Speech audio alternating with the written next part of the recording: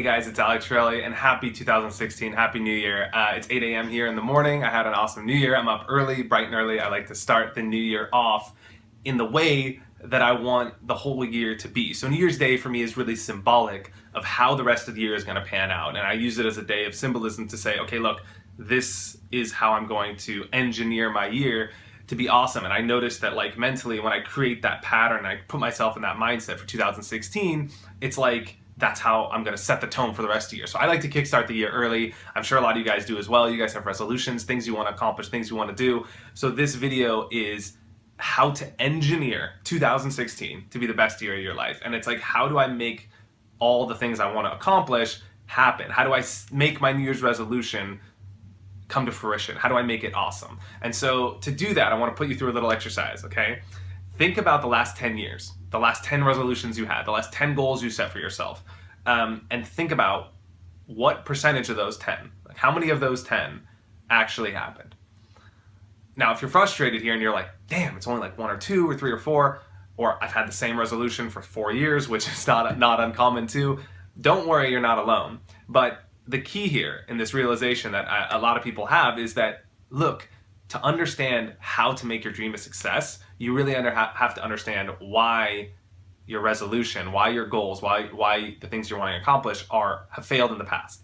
And so here in this video, it's the top 5 reasons why dreams fail and the ways that you can make change to systematize those things, to create a system that helps you implement things that'll make it a success and a reality in the future. So I put together the top 5. I've spent some of my holiday doing this. I really like to figure out simple systems to help people accomplish things. And I think this one is awesome. It's worked for a lot of clients and a lot of friends, people that I've talked with in the past. And it's really, if I look at the things that I've accomplished, the things that I've succeeded at, that I've put my mind to, it's like they've had all these elements in here that I'm going to share with you today. So I think this stuff's really powerful. If you do this, I'm confident that you're going to make a change. Badass things are going to happen in 2016.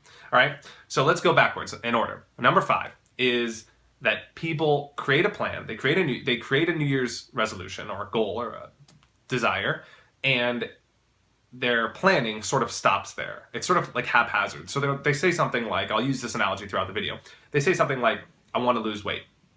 2016, I'm going to lose weight. It's going to be cool. I'm going to lose weight. That's what I'm going to do. And they're like, I'm so intent on losing weight, and I'm super motivated, and maybe they're super driven, and they're like really in a point of pain where they're like, I don't like how I look, I'm not performing, I can't run fast enough, I don't bench what I want, I don't look how I want to lose weight, that's what I want to do. And that, the extent of their planning sort of stops there. And the problem is that when you fail to plan, you plan to fail, and you're in a spot where like you don't have a specific system to help you implement that plan. And then when 2016 starts, now it's January 1st right here, you go into the kitchen and you're like, I want to lose weight, I want to lose weight, I want to lose weight, but then there's a muffin, and you're like, shit, I don't know what to do. And you don't have a plan, and it just goes out the window. And then as soon as you feel like you failed before you even started, that's defeating. And it's like, that's frustrating. So the key here is having a plan. So the next 4 steps are to get you to that plan, and these are the 4 things I've used to really engineer success in the goals that I've accomplished throughout my life. Number 4 is accountability. So this is huge because think about when you were assigned a project in high school, for example, and the teacher says, hey, okay, you have a project that you're going to do, and you're going to do it with these 3 other people, and they sort of like select 3 people in the class, and it's due in a week, go.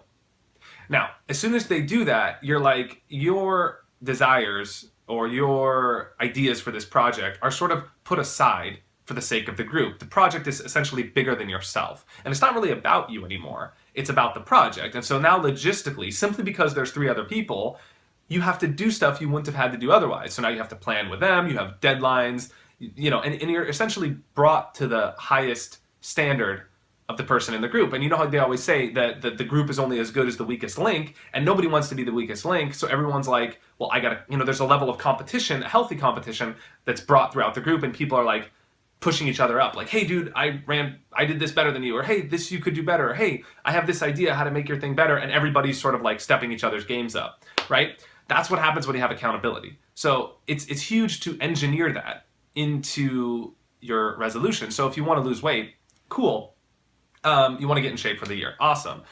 I would hire a buddy that has the same goals as me, And then I would get a personal trainer that I would pay for, I would prepay for, and I would pay them prepaid for 10 sessions, and I would go to the gym. And that is a way to like instill that into your daily life. But I would actually do more than that, because that's sort of like abstract, and it's like, okay, personal trainer, friend, my friend gets lazy, the trainer I could cancel on, it's like once every week, twice a week, whatever.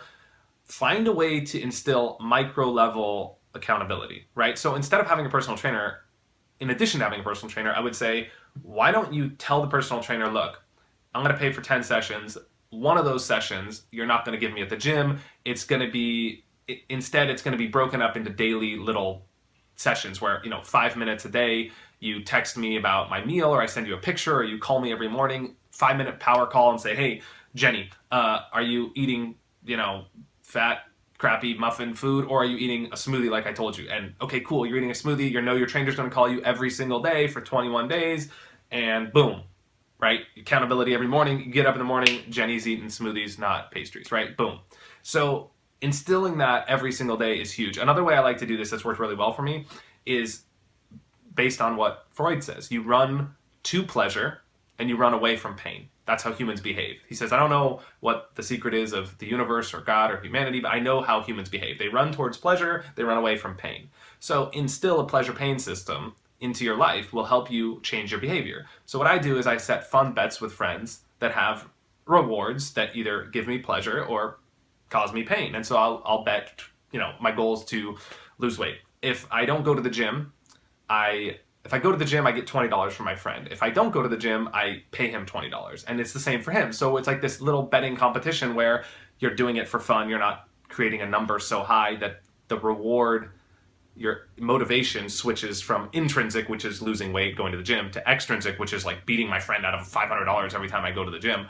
But you're doing like a little fun pleasure pain thing, and it works really well. So it keeps you accountable. Nobody wants to lose. It's not really about the money, but it's about, knowing that you let your friend down, and there's like actually something tangible attached to your goal. That's huge. So accountability wrapped up, you're done, you got that going. Now you're ready to move on. The third reason why dreams fail is clarity. So people say, okay, I want to lose weight. I got my plan. I got my accountability going down, but it's not really clear what they want to do. So maybe they go to the gym for 3 days, they lose, or 3 weeks, 2 weeks, then they lose 5 pounds. And they're like, well, technically I accomplished my goal. I lost weight and I wanted to get in shape, and technically, I'm doing better.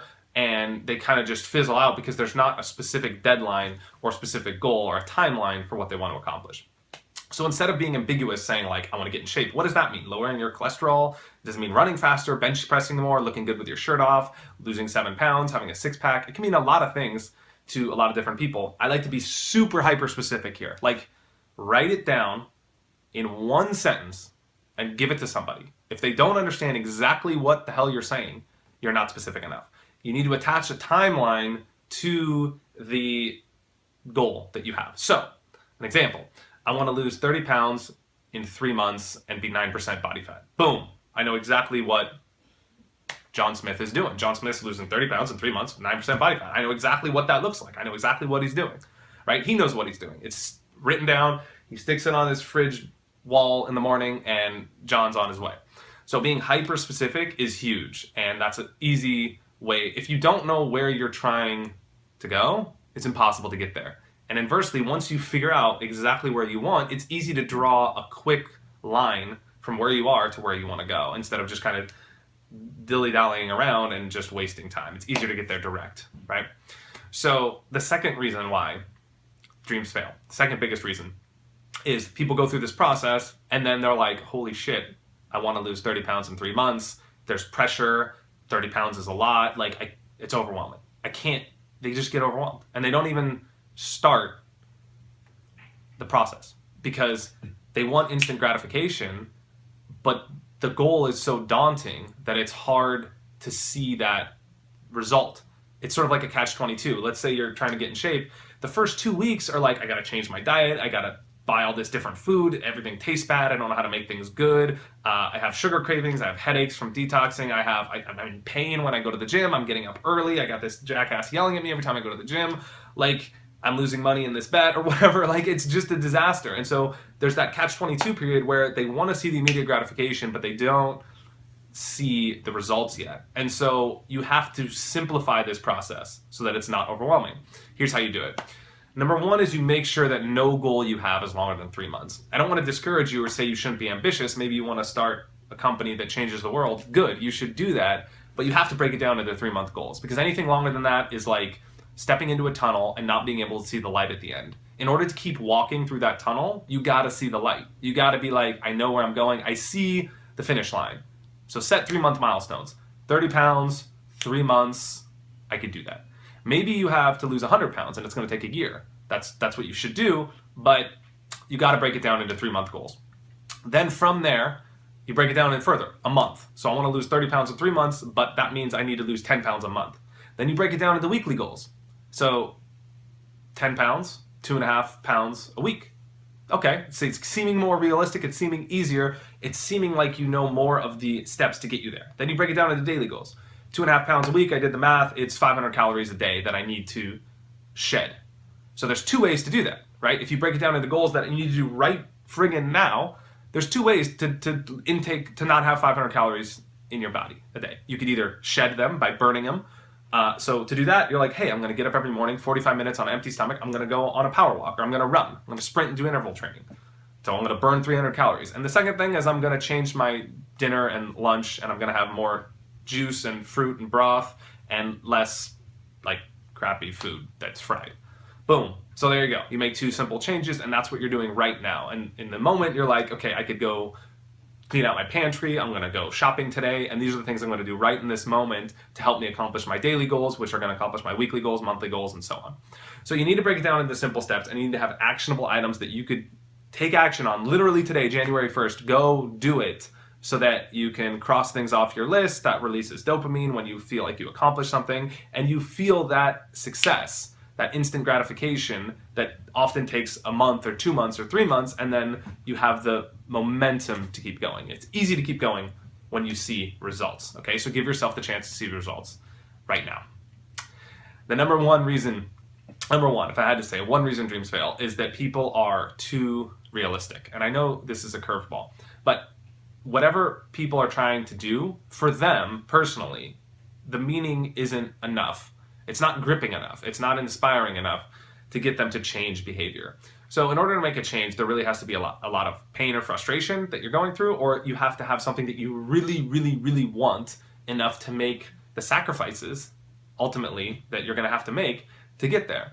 So if you really, your goal is to look like that Brad Pitt in Fight Club or something, and you really want to be just jacked, and you want to have an awesome body and look like a badass, or perform like a badass, or run really fast, or do something, whatever it is your goal is, that is something that is worth attaining. But it's sort of unrealistic, right? It's sort of something that's very, very hard. So a lot of people are like, well, I got to do something more realistic. I need to lose, I really want to lose 50 pounds, but I'm going to lose 10 because 10's easier and it's like, more realistic. I could do it faster and I could actually succeed. So then they lose 10 pounds and they're like, well, I still got 40 pounds to lose. So I'm still not where I want to be. I still don't look how I want. I don't feel how I want. I don't perform how I want. And then they're either going to not lose the 10 pounds because the first couple days of changing their diet, they realize, like, I don't even care if I lose 10 pounds, so it doesn't even matter to me. Or they're going to lose the 10 pounds and be like, okay, I did it. I have 40 pounds left to lose. And they're just going to go back to eating cheesecake and gain the weight back again. So you really got to do something that isn't mediocre to you. It's, like, amazing. And it's going to mean something to you. It's going to be worth all the BS that you have to go through to do it. The second part of this problem is that like 80% of the effort is put into doing something mediocre or realistic. And it's only the extra 20% of effort that you need to attain that unrealistic goal. So for example, you want to lose 10 pounds, you still got to get up early and work out, you got to hire the trainer, you got to go to the gym, you got to change your diet, you got to change your eating, you got to do all these things and make all these sacrifices to lose the extra weight. You just got to keep doing what you were doing in the beginning. You just got to do it for a little longer. You just got to turbocharge it a little bit or tweak it a little bit. It's not really that much harder to get the excellent, outstanding result. But it's where all of the inspiration is, all the successes, all of the happiness or joy or reward for you comes. So you really got to set your sights at the top, at excellent, at something that's worth doing, because that's what's going to make you jump through hoops to get there. So many people just do something that's like whatever, and then they just have a whatever result. To really achieve something badass, you need a badass goal that's going to drive you to be like, I'm willing to move mountains to get where I want to go. Nothing's going to stop me, because doing that would mean the world to me. And that's when you're going to really do something that people say is unrealistic. So that's it, guys. If I had to say one way to sum this up, you should make your dream a habit. Like, if you could just embody that sentence and you just make your dream a habit in your life, like whatever it is you're trying to accomplish, you just make it a part of you and you really internalize it. Like if health is your goal and losing weight is your goal, if you just internalize what it means to just make health a routine in your life, then you never have to like change any behavior. You just, that becomes part of you, and success is just inevitable. You can't not have it. So make your dream a habit and the rest will follow suit, guys. All right. I hope you guys enjoyed this video. Go out there, crush it in 2016, make it a badass year, make it something worth remembering. Life's short and time is now. So share your thoughts in a comment below. Which one of these things are you struggling with the most? Which one has held you back the most? And you guys are awesome. I know my readers see so much value from the comments you guys leave. I read each and every one of them. I love all the feedback you guys give me. So tell me something that you guys have done that worked for you in the past too. I would love to know. I get a lot of value from it, and frankly, I appreciate you guys' time. So thank you so much, and subscribe to my channel. I'm putting out a ton of new content in 2016. I know you guys are going to make it awesome. I promise I'll make it awesome from my end, and let's do big things together. Okay, guys, see you next time. Cheers. Yeah.